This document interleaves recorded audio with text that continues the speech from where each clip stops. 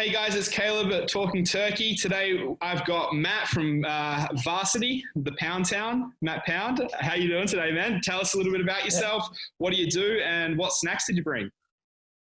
I'm good, mate. I bought my usual ice latte, extra shot, no sugar syrup. Keep you awake. Keep me awake, but I finished my banana bread. So yeah, that didn't last very long. No, it never does. Toasted either side, bit of butter. There you go. Banana bread's such a banger. I tried to make some in the microwave the other day, and it just did not work out well. I had today for my snacks, I got Cool Ranch Doritos because I'm keeping healthy. How good are the snacks over there? Too good.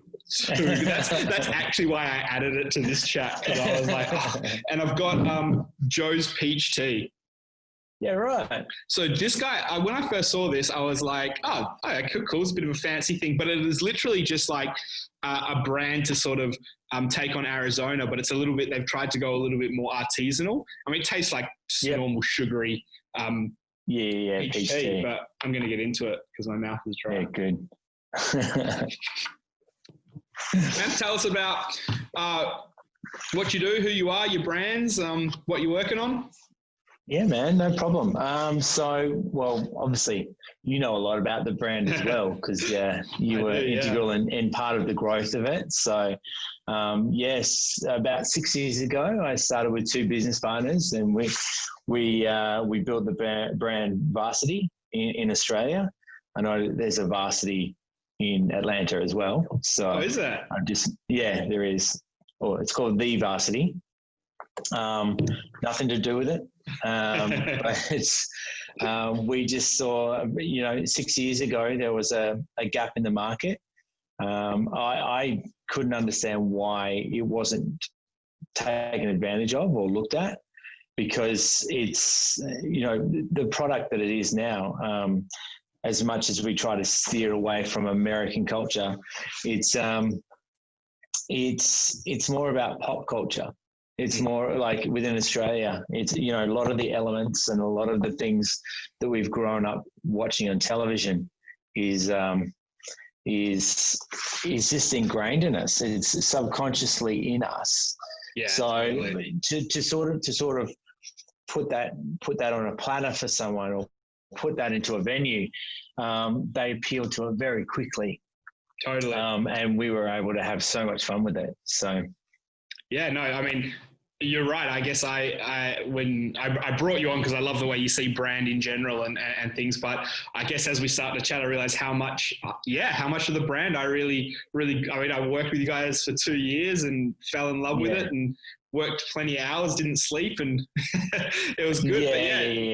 I think that gap in the market that you guys saw 6 years ago was key. I think you launched something. The only other place that was doing American burgers was Johnny's at the time, and and hit the gap, but you hit it well. Like I think what you guys do really, really well is the professionalism of it all. It's like a brand that you can connect with and you understand.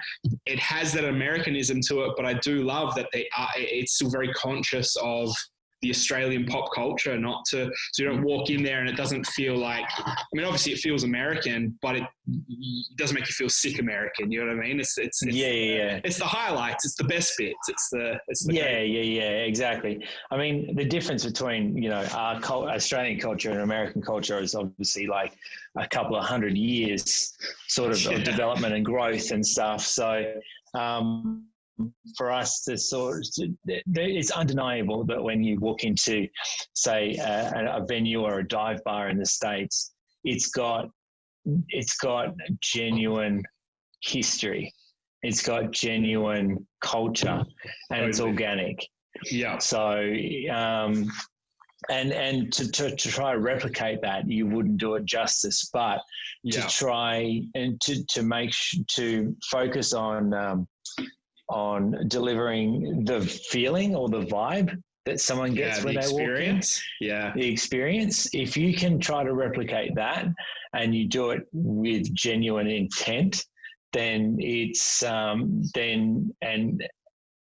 then someone's going to relate to it well. Totally. And I think I love that you say that, because you're so right. It's like when we see companies try and manufacture it in an unauthentic way, in a way where it's like, I mean, there's another place in Perth, we won't talk about their name specifically, but they've tried to replicate that American sports bar down to exactly what it's like if you were to go into a US bar, and it feels cheesy. Where if you walk into Varsity, it's like, oh no, there's cues and there's inspiration, but the key here is the experience. The key here is what you feel. I mean, one of my favorite things is you walk in there and people have scratched in the tables and they've signed their name where they're from in America on the number plates. Like, if that's not authentic, I don't know what is. It's funny that you're saying that there's dive bars that have history. I was watching a Vice video the other day, and they went into this bar and it's open like 3 days a week, and it's been owned by one family for like 100 years. It's in Long Island. Yeah. And it's just like, you look at it and you're like, they're like people who sat on these chairs. If you sit on these chairs, you're sitting on the same chairs someone sat on like 100 years ago, drinking the same drinks, and you're like, you can't replicate that. Like, you can't and develop it's that vibe that sort of gets passed down, and totally, and I mean that sort of stuff with the regards to the writing the name of the table and writing the name, like it creates a connection. Yeah, I love it. And that was one of the main things that we try to push, is a connection. Because, in the sea of venues that are out there, unless you cut through and make a name for yourself, it's just going to be another place. But if they have that connection, then they're more likely to come back. So. Yeah, it's interesting that you say that, because the people that I have spoken to, I mean, I've only spoken to one person so far on this chat, but just in general is building that community is so important, to have people like to build that brand loyalty, to make it feel like it's there, as opposed to a place they go, but somewhere they're like, oh no, this is my spot. The people know my name. I feel welcomed, and it's mine. I've etched out my own little spot. I think to be thoughtful about that is so key. It's amazing. Like, it's important.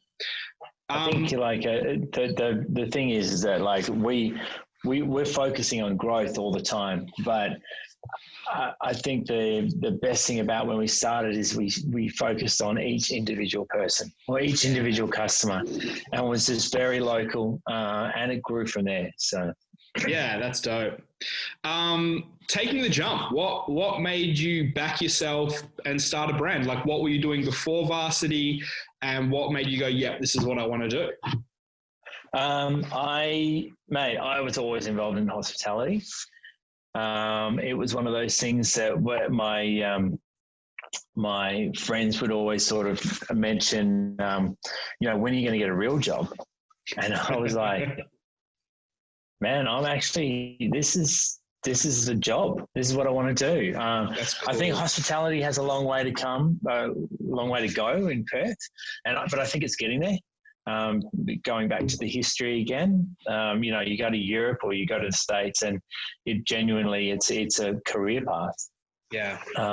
So I stood strong with the fact that it was a career path. I enjoyed working with people. I enjoyed the team mentality. And I think as much as I enjoyed that, it was a natural progression if I wanted to get further. Like, there's only so many hours a week you can work if you're working for someone else. So taking the leap was having my own place. I love that. And I was always confident that in having my own place, that the story would be different. Yeah. The story that would be put together, or the product that would be put together, would be different and stand out. So yeah, I think you nailed that. Like, honestly, I think that's so cool to hear you say that. So you took the jump, but you also didn't just follow the path of what everyone else set out in front of you. You did something different. You created something different. You were thoughtful in your approach. I think that's awesome. Actually connects a lot with my story. Is I was working in an agency and was like, I guess I've always been a bit entrepreneurial from the get-go, and looked at it and was kind of like, oh, there's a better way to do this. There's things we're missing here. there's a gap in the market, and how can we fill that gap?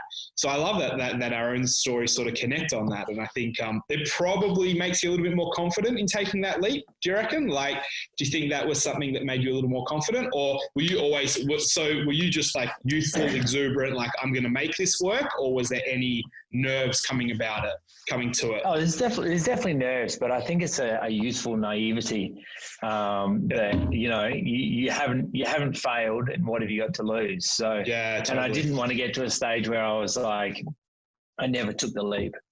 So I think failing is an important part of it. But I've had my failures. But it's important to not look at them as failures and to just keep going, just keep moving. Love that. We got a whole section about that in a bit, so we'll talk about that in set. What do you reckon what's brand mean to you? Why is it important, and how do you actively influence it? This was a question I was really excited to ask you, because you have a lot of other things. You're very thoughtful about brand, not just delivering a service or a product, but the reason why. So what does brand mean to you?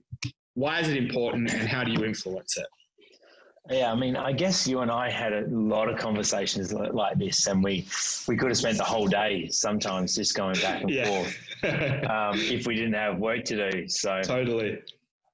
It was brand, man. It's the whole.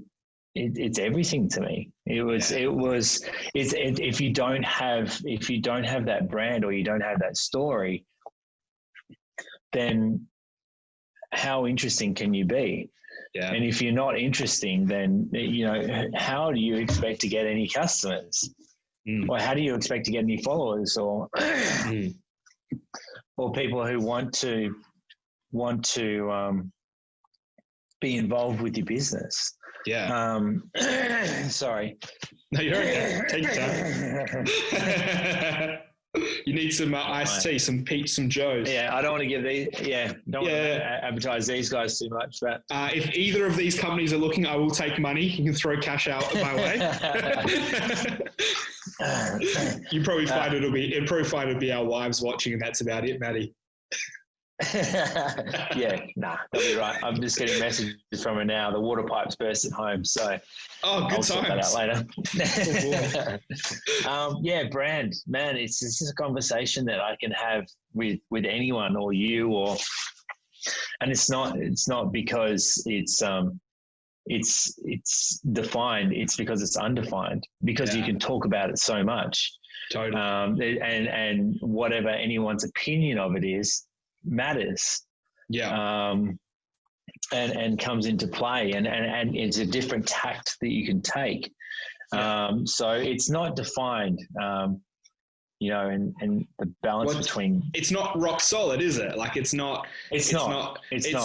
It's such a strange thing. I think one of the things that I was pretty blown away with is quite a few years ago, Coles, which is, I mean, for any American friends that are watching, is just a big supermarket chain, ended up selling for $3 billion more than the cost of their parts, based on the intangibles, based on brand and market share. And I think it's one of those things that when you start to realize that your brand or your loyalty can a lot of the times equal market share, like a direct correlation to how many people want to buy your product.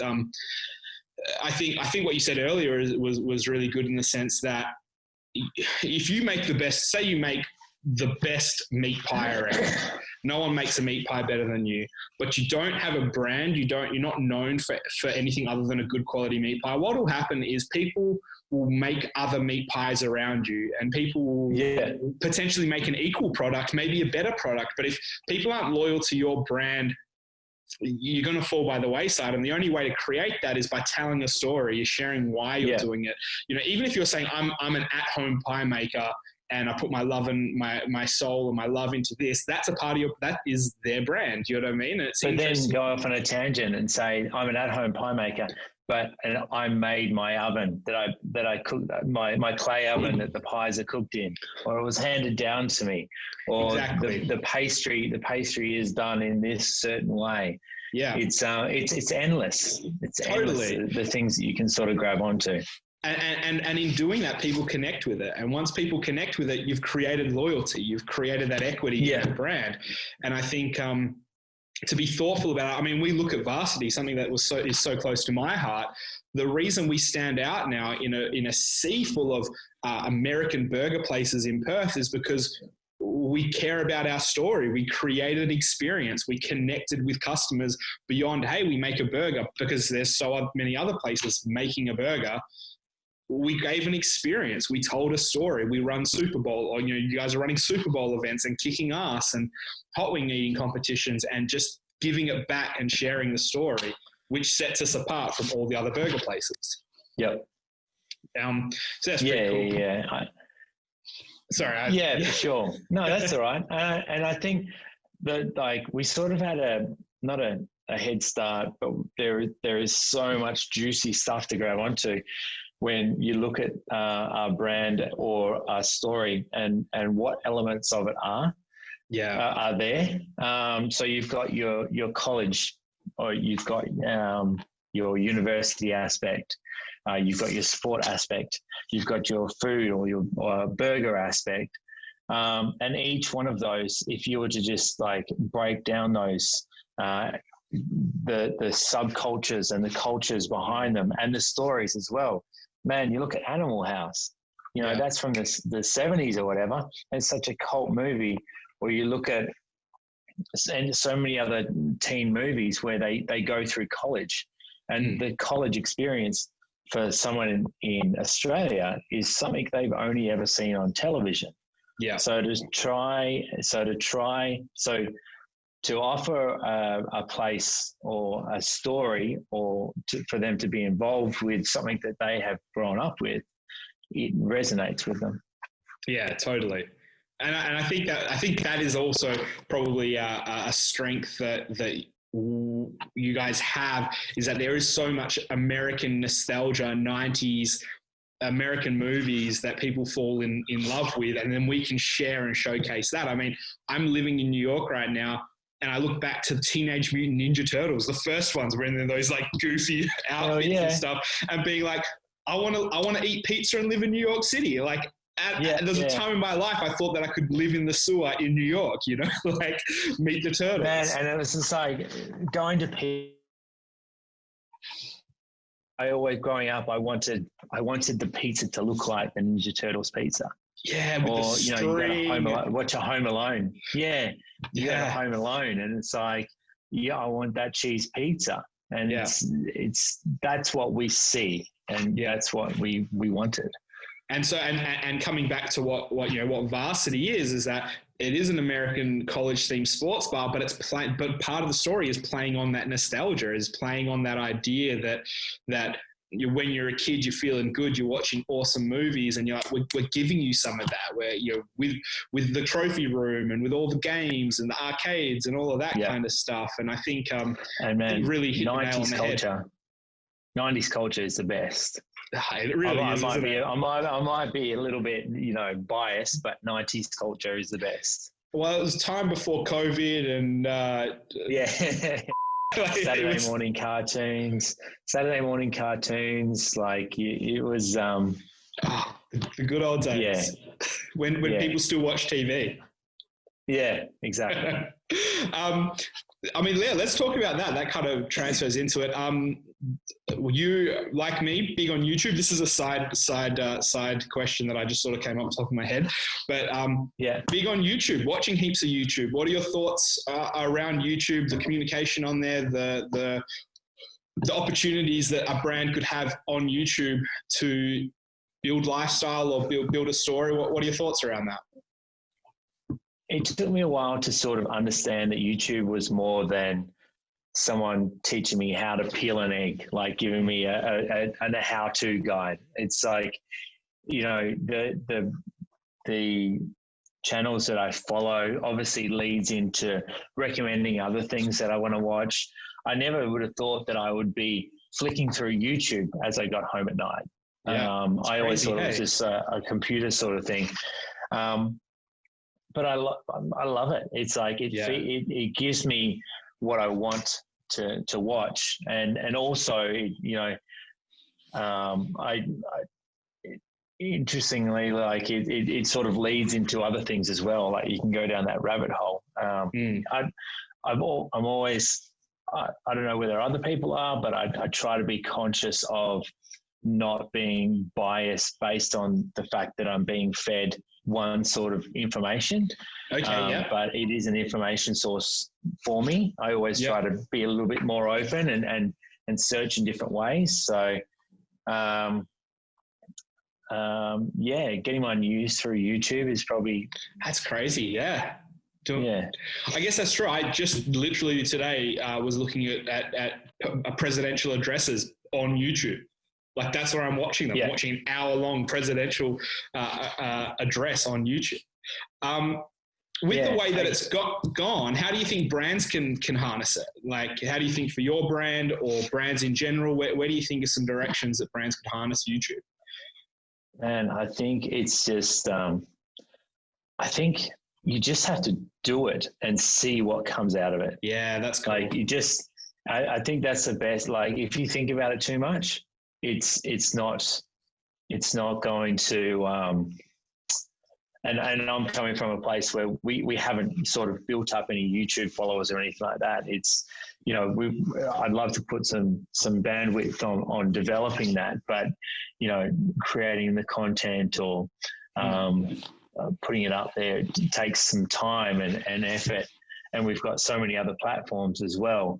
But I think going back to what I was saying, I think it's just put it on there and see what resonates. Because as I said before, it's like sometimes I find myself on the most random stuff on YouTube, but it's of interest.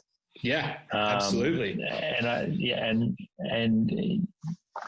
So I think just putting it on there, just putting as much as you can online. Yeah, I love that because I think you really hit the nail on the head when you said just create and put it on there. I think there's so many people with entrepreneur starting a business and that they want everything they want everything to be perfect before they launch it, but actually realize that I think there's a quote, I forget who says it, but don't let perfect be the enemy of good. Like you can create something that's good and is going to connect. Get it out there, get it communicating and tweak it as you run and work out what the market needs. I mean, you probably have plenty of great examples where you've put stuff out there and it's not communicated quite the way you've done it, but the pivot has allowed you to find something that you didn't know was even available to you. I mean, you'd have to have had sometimes those you can moments. come back to it. Sometimes you can come back to it. Sometimes you can use it as part of your next campaign. But I think it's just, just putting it out there and gauging the response to sort of, and then seeing what resonated with people to sort of make sure that the next time you do something like that, it includes something that will resonate with them. Yeah. I think that was one thing that I really loved when I worked with you was the tracking of the habits and the collecting of data. Yeah. I think that was probably one thing when I have conversations with other people who are into brand and into branding.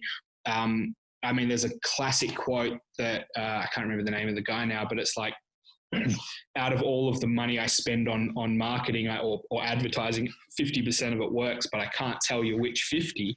I think, I mean, that rings true to most people in advertising, but for you, for you, one thing I found really impressive was that you do everything you can to harness those, to track those habits and look at what people are doing. Why do you do that? What are your thoughts behind that? Well, the reason why I did that was because when someone asked me what I did, I couldn't tell them. Yeah. I couldn't say this is what I did. I could show them Varsity and they could definitely see my fingerprint on there, but it came from a necessity to sort of prove what value brand had on a business. Yeah. And what path or what task or what events impacted the growth of a business. And as much as like you can sort of say it's the influence of, the way the music is, the way the lighting is, the way the vibe is when someone walks in, it's it's such a ethereal thing that it can't be measured unless you track the path of your customer. Yeah, of that's really how cool. they found you,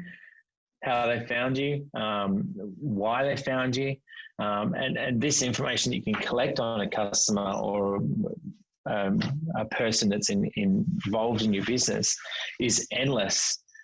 So you can go down a path that won't get you anywhere there, but the reason why I did it is because I needed to sort of capture what it was about branding that was having such an impact on the business. Yeah, which is so cool, because for someone like myself who is a brand strategist, loves brand, is all about brand, and someone like yourself, you innately understand why, because you understand brand, right? Like I'm a sucker for a good salesman.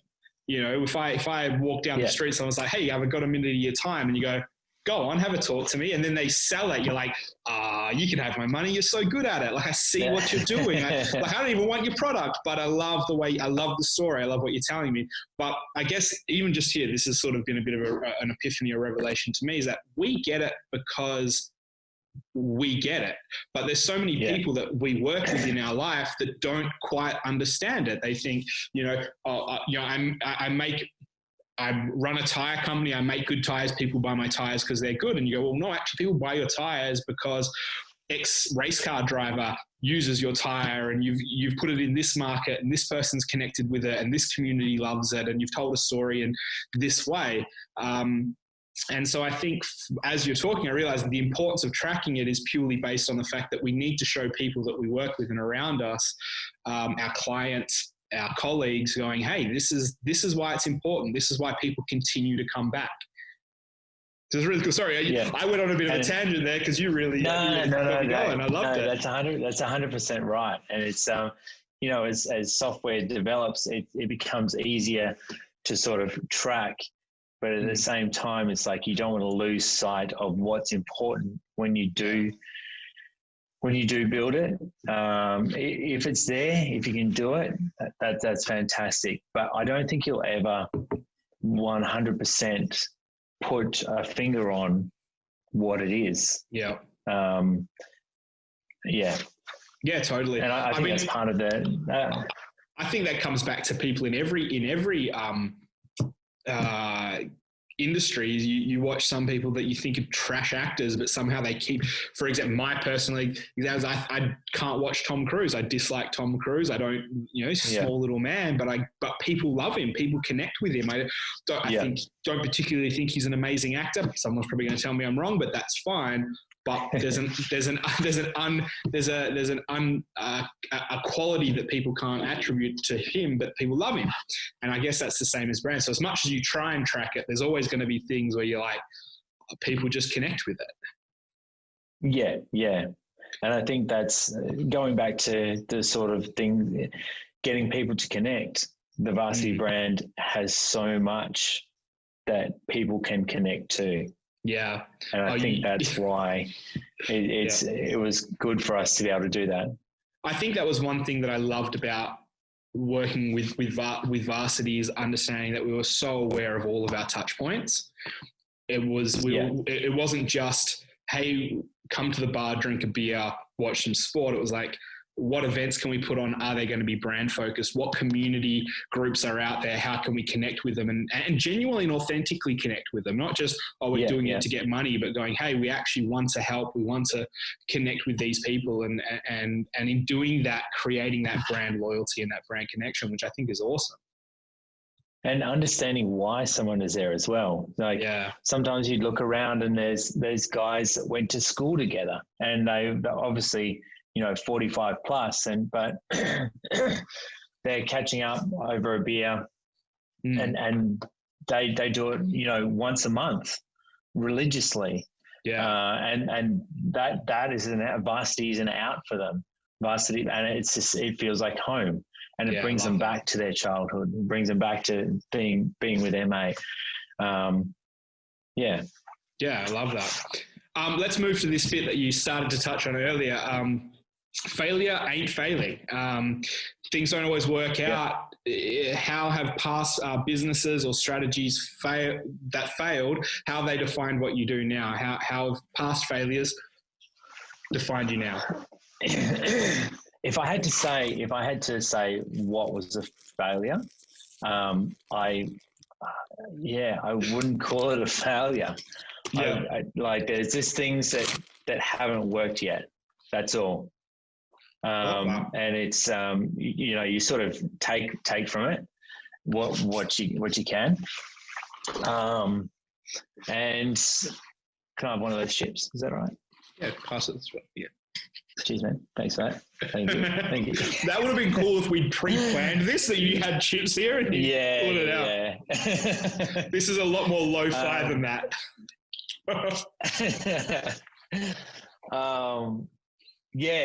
With regards to failure, it's just like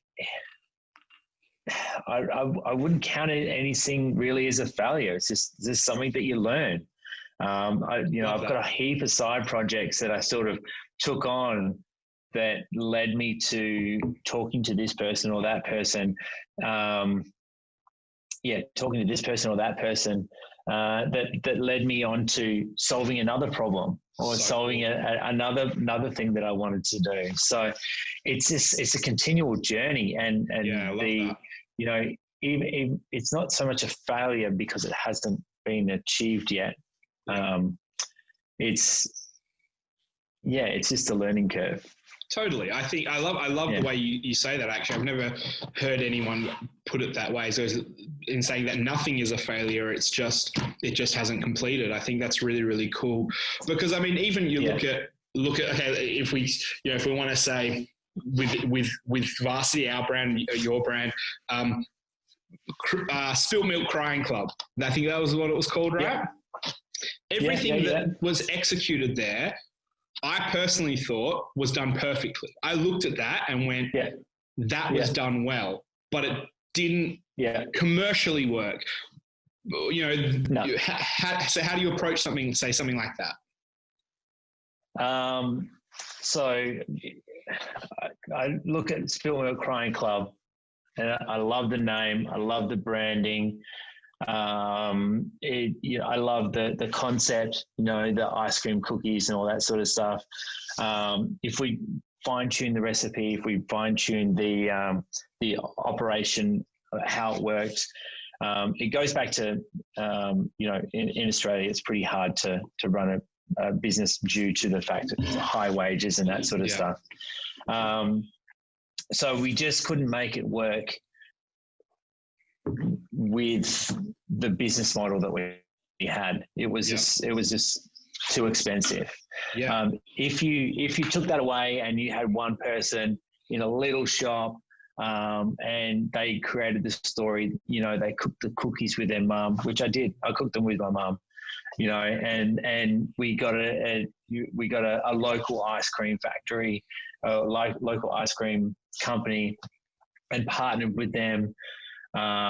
Then we'd be able to take that business further. And it's just been parked. It when the time comes, it could be a project. Yeah, totally. So it's still there. And that goes back to what you were saying, is that none of it's actually a failure. It's just not reached its completion. Because from an outsider looking in, it was bang on. I look at what is in the market. There was nothing like that. I look at the product. I go, how can people love cookies? I mean, even you look at brands like Get Chunky, so expensive, not overly accessible, and they go off. People go crazy. Could you imagine bringing something in at a slightly lower price point with the same quality of product? How can you not win? So I think that's really cool to look at that and look at that and go, you know what, it's not a failure. It just hasn't eventuated yet. And I like that. It's a learning. It's a learning. And it will. It's parked. It's on the computer. It's ready to go. Yeah. No, I was always a bit sad that I didn't, not that I needed to, because I already ate way too many burgers and drank too much beer, but I was like, how I could just wash it down with an ice cream sandwich? It would have been out of control. Talk about some of your side projects. I know when I was in the office, you gave me a couple that I was like, oh, this is damn cool. Is there any you want to talk about? Anything that you've got? Yeah, man. One that I did talk to you about is the legitimization of the long Mac topped up. I love that we're talking about this because it's such a cool idea. Yeah, so I'm getting quite far with it at the moment, getting a bit of traction. Awesome. And the conversations that I have with like local cafe owners and just local businesses as well. Like I didn't want to make it just about cafes. I wanted to make about Perth businesses. Perth businesses and Perth people in general are getting more proud to be from Perth or from Western Australia. Totally.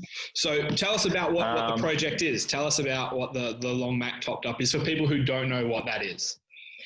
Yeah, for sure, man. So it's long Mac topped up is like an invention of West Australians, and I don't know how it came about, whether it's like Australian culture or West Australian culture. It just makes sense that a long Mac obviously is stronger coffee, and then we just said, look, just top it up a bit. I want a stronger coffee, but I want it longer. So, and it just sort of went from there. But it hasn't passed over to the eastern states yet. And if anything, not only has it not passed over the eastern states, but they're adamant that it doesn't exist. So I be like Perth. Yeah, exactly. So I wanted to play on that and just sort of, because that's my coffee of choice, the long Mac topped up. I like it longer and stronger. So it's Viagra, the Viagra coffee. So that's it. So the idea is that what I want to be able to do is sort of just unite the people of Perth and the cafes and give them a reason to create some content as we move out of COVID. Give them some reason to create content and give them a platform to promote their business. And in doing that, promote WA business and be proud to be from Perth.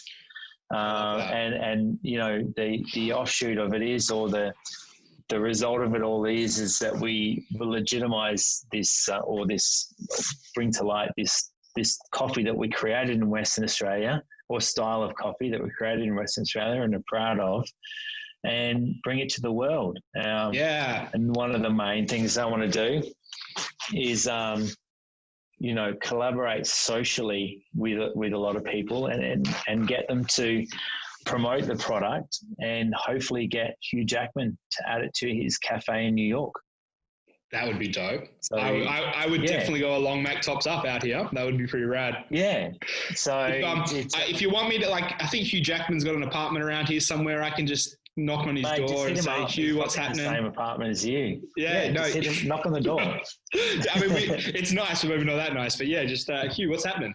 I like what I love about this. I think, especially from my perspective, is it's a brand project, and it's a community focused project for the sake of doing something, for the sake of you going, I had an idea. How can I build community around this? It's not for money. It's not for anything. It's just for your love of brand. It's for your love of creating and building and developing something and creating a community around that. I think I actually made a post on my LinkedIn the other day saying that there's two kinds of entrepreneurs. There's the ones who are in it purely for money, and then there's ones who are in it to leave a legacy. Neither are wrong. Both are fine, but one makes an impact. One makes a lasting impact. And I think that's something that you're doing, is going, hey, I've got my projects that are making money, but I'm also doing things because I love branding. I love community. I love Perth. I love pushing that story. So I think that's so dope. I think that's really, really cool to do that. Yeah, man. Look, and it's in the stages now. I'm just ticking along. Putting it together, putting the website together, getting the socials all in order. And it's been really positive talking to cafe owners and talking to people in Perth. And sometimes I go, what's your stance on the long Mac topped up? And the cafe owners are like, doesn't exist. I'm like, yeah, cool. But by the end of it, they're like, yeah, man, I'll support it. This is cool. Yeah. Like, this is fun. And it's all about just creating shit. Yeah, definitely. And people are snobby until they realize, hey, actually, I'm in Perth because I love Perth, and we'll get behind it, get around it. I love that. I also love a long Mac topped up. So, you know, it's easy to get behind. And it just rolls off the tongue. It does. Long Mac topped up. And it just makes so much sense. Yeah. Stronger and longer. All right, let's move on to the next bit. I love that. The X factor. Cool. What are some keys that you have found in finding success? What are some things that you would say someone who's watching this that's running a business, wants to start a business, wants to build a brand? What are some things that you think really sing true and can really help people on that journey? Collaboration, knowing your market, and working with cool people. Like, and not only working with cool people, but helping people as well. Yeah. So if you've got an idea, find out who it resonates with and work with them on it. And, you know, understand what they're doing as well and see how you can help. And in helping, you can see where you can work together. Yeah, I think you can't do it on your own. Like, a brand is what resonates with people. Like, not yeah. So totally. It's just work with people, help people, and just continue. You're continuously building a brand. It doesn't stop. You don't get to the end and say, we've built a brand, because it constantly changes. You've got to be able to pivot. You've got to be able to adapt and change. Yeah. That's some bang on advice there. I love that. That's one thing that I really approach business in that way. Is it's not about competition, it's about collaboration. And if you look at a market, say like Perth, there is only a finite amount of people who are spending money in that way. So if you're going to try and burn everyone else around you, word gets out there, and people aren't going to want to connect with you in the same way. I do like the idea of being open to working with others, seeing what others are doing and growing from that. I think that's really cool. And then coming back to that thing, I think all businesses really need is that pivot, is being agile, being willing to change. Don't be stuck in your ways, because I mean, Perth is a perfect example of businesses that get stuck in their ways and they're done. Like, I think that's one thing that I've really seen that's cool in New York is, like, I'm going to this, it's called Anthony and Sons Panini shop.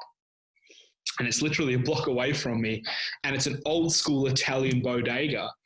But you can see that they've probably been there 50 years or something, 50, 60 years. But you go in there and they've got modernized designs, and they've named named all their sandwiches cool names, and like, for they could, for however long they've been there, they could just stay stuck in their ways, but they've moved and they've grown and they've changed with the times, and they're bombing it. I'm standing out there during COVID with 15 other people trying to keep my space, trying to get my hands on a hero. Like, so I think that's really good advice to people. Is go collaborative before competition, and always be open to change and growth. I love that. My man, let's wrap this up. We've been here for a little bit, and it's just cool. Give us shout outs, promote what you've got going on, and let us know what you got in the pipeline and what people can look out for. Hey, well, Varsity's always growing. We're, looking for our Fremantle store coming soon. Hopefully next year. COVID sort of pushed it back. But, man, we're looking forward for Fremantle. Fremantle's a growing area. Fremantle's a lot of fun, and I've just moved in around there as well. So, very cool. But mate, Varsity, the website's going well. All the socials. We're looking forward to. I'll put some links up up on the screen. Hey? I'll put some links up on the screen. Yeah, for sure. All the we're just looking forward to sort of getting back into work once this COVID stuff is over. People talk about the new normal, and we're ready to adapt and change to that. We're still going to be the same old Varsity that everyone enjoyed, but the new normal, we'll be there. Love it.